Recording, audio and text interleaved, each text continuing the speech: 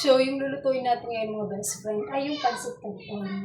Dahil ano na siya, halos, sobra na sa kalahating milyon yung views nung niluto ko to sa aking YouTube channel. So, lulutuin ko siya ngayon ulit mga best friend dahil kumukulo na yung tubig natin.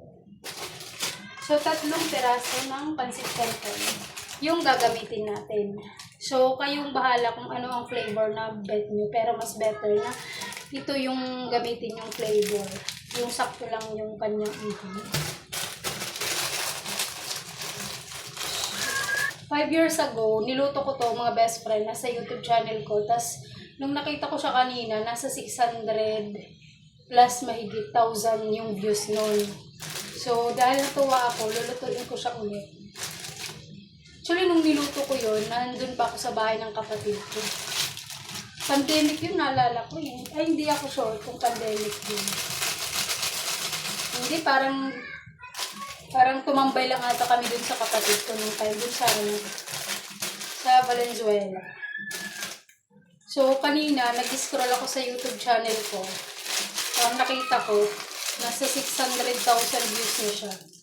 So, diba? Nakakatuwa.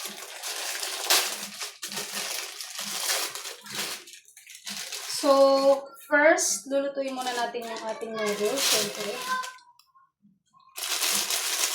Kailangan muna natin lutuin ang ating noodles. Ayan na siya. So, after 3 minutes mga best friend, dahil 3 minutes, 3 minuto mo lang naman dapat lutuin yung pancit canton. So, okay na to. I-drain natin siya para matanggal yung water. Yes.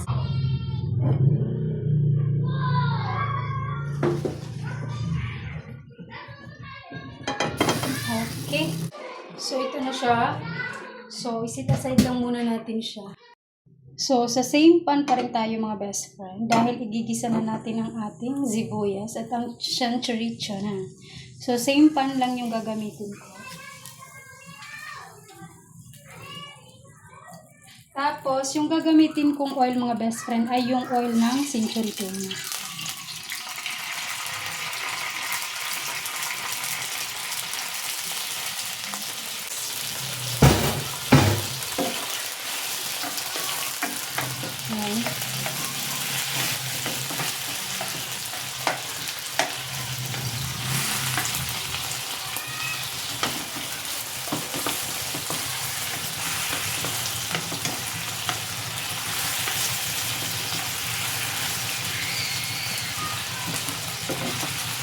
Ang bango na para bang chef.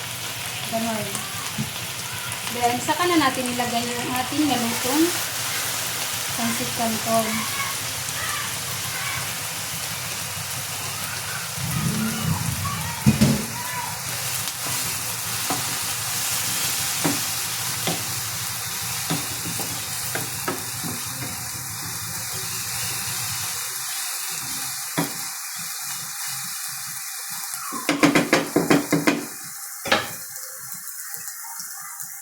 Saka natin ilagay yung ating century.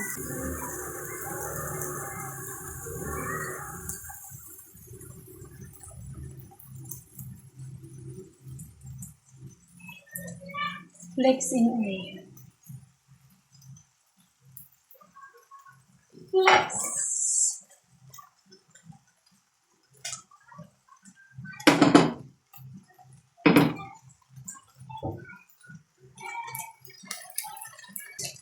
Kainahan natin ang ito. And then, saka natin ilagay yung mga seasoning nito.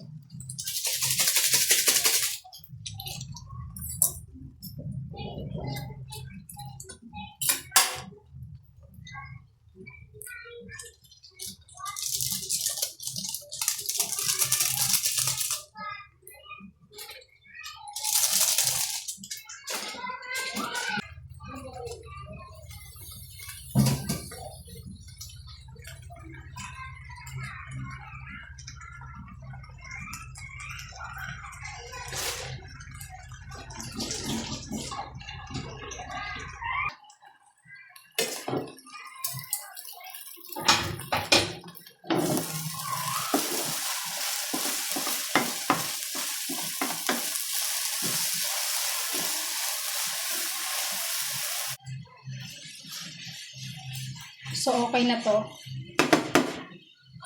So, ito na ang ating pansit canton na may century tuna. So, syempre, papartneran natin yan ng rice. Pero, kung gusto nyo, tinapay, okay lang naman. Kasi pwede siyang pang snack, pang ulam. So, ako mas bet ko may rice. So, kain tayo mga best friend for today's video. Para bang